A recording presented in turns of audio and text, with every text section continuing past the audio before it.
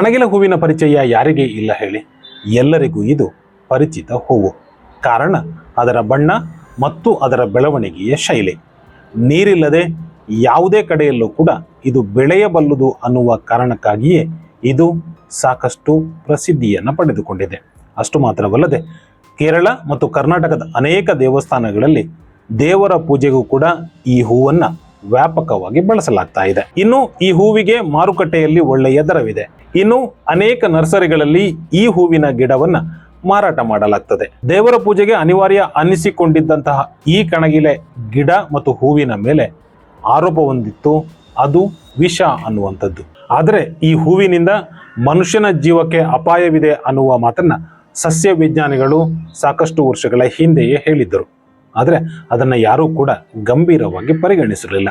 ಕಾರಣ ಈ ಹೂವು ಮಾನವನ ದೇಹದೊಳಗೆ ಸೇರುವ ಸಾಧ್ಯತೆಗಳು ತೀರಾ ಕಡಿಮೆ ಇತ್ತು.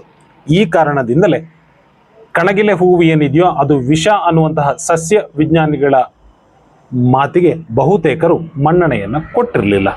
ಆದರೆ ಇದೀಗ ತಿರುವಂಕೂರು ದೇವಸ್ವಂ ಬೋರ್ಡ್ TDB ಮತ್ತು ಮಲಬಾರ್ ದೇವಸ್ವಂ ಬೋರ್ಡ್ MDB ಕಣಗಿಲೆ ಹೂವನ್ನು ದೇವರಿಗೆ ಅರ್ಪಿಸುವುದಕ್ಕೆ ಅಥವಾ ಪ್ರಸಾದವಾಗಿ ನೀಡುವುದಕ್ಕೆ ನಿಷೇಧವನ್ನು ವಿಧಿಸಿದೆ.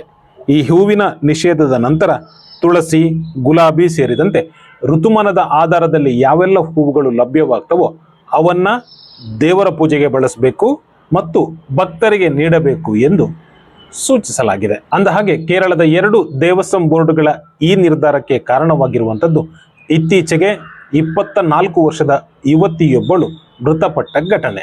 ಹೌದು, 24 ವರ್ಷದ ಸೂರ್ಯ ಸುರೇಂದ್ರನ್ ಅನ್ನುವ ಯುವತಿಯೊಬ್ಬರು ಲಂಡನ್ನಲ್ಲಿ ಹೊಸ ಕೆಲಸಕ್ಕೆ ಸೇರಬೇಕಾಗಿತ್ತು.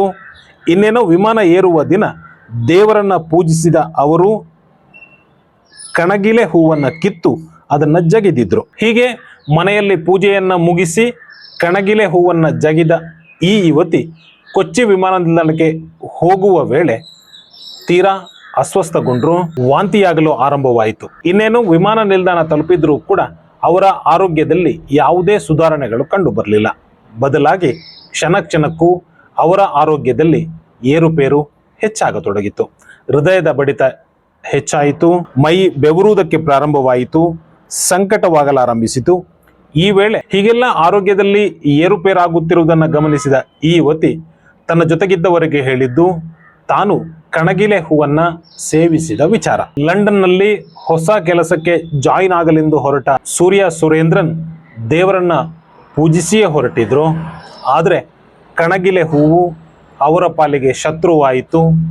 ಲಂಡನ್ ವಿಮಾನ ಏರುವ ಮುನ್ನವೇ ಅವರು ಶವವಾದರು. ಕಣಗಿಲೆ ಹೂವಿನ ಕಾರಣದಿಂದ ಯುವತಿಯೊಬ್ಬರು ಮೃತಪಟ್ಟ ಘಟನೆ ಕೇರಳದಲ್ಲಿ ದೊಡ್ಡ ಮಟ್ಟದಲ್ಲಿ ಚರ್ಚೆಗೆ ಗುರಿಯಾಯಿತು. ದೇವಸ್ಥಾನಗಳಲ್ಲಿ ಈ ಹೂವನ್ನು ಬಳಸುತ್ತಿರುವ ಬಗ್ಗೆಯೂ ಕೂಡ ವ್ಯಾಪಕ ಚರ್ಚೆಯಾಯಿತು. ಈ ಹಿನ್ನೆಲೆಯಲ್ಲಿಯೇ 2 ದೇವಸ್ವಂ ಬೋರ್ಡ್ಗಳು ತನ್ನ ವ್ಯಾಪ್ತಿಯ ದೇವಸ್ಥಾನದಲ್ಲಿ ಈ ಹೂವಿನ ಬಳಕೆಯ ಮೇಲೆ ನಿಷೇಧವನ್ನು ಹೇರಿದೆ. ಆದರೆ ಗಮನಾರ್ಹ ವಿಚಾರ ಅಂದರೆ ಮಾನವರ ಪಾಲಿಗೆ ವಿಷವಾಗಬಲ್ಲಂತಹ ಈ ಕಣಗಿಲೆ ಹೂವು ಏನಿದೆಯೋ ಜೇನುಗಳಿಗೆ ಮಾತ್ರ ವಿಷವಾದ ಮಕರಂದವನ್ನು ನೀಡೋದಿಲ್ವಂತೆ. ಅಷ್ಟೇ ಅಲ್ಲದೆ ಕಣಗಿಲೆ ಗಿಡದ ಬೇರು, ತೊಗಟೆಗಳಿಂದ ತಯಾರಿಸಿದ ಎಣ್ಣೆ, ಚರ್ಮರೋಗ ಸೇರಿದಂತೆ ವಿವಿಧ ಆರೋಗ್ಯ ಸಮಸ್ಯೆಗಳಿಗೆ ಔಷಧಿ ಅನ್ನುವುದನ್ನು ಹಲವಾರು ಆಯುರ್ವೇದ ಪುಸ್ತಕಗಳು ಸಾರಿವೆ. ಅನೇಕ ಆಯುರ್ವೇದ ಗ್ರಂಥಗಳಲ್ಲಿ ಇದನ್ನು ಉಲ್ಲೇಖಿಸಲಾಗಿದೆ ಕೂಡ.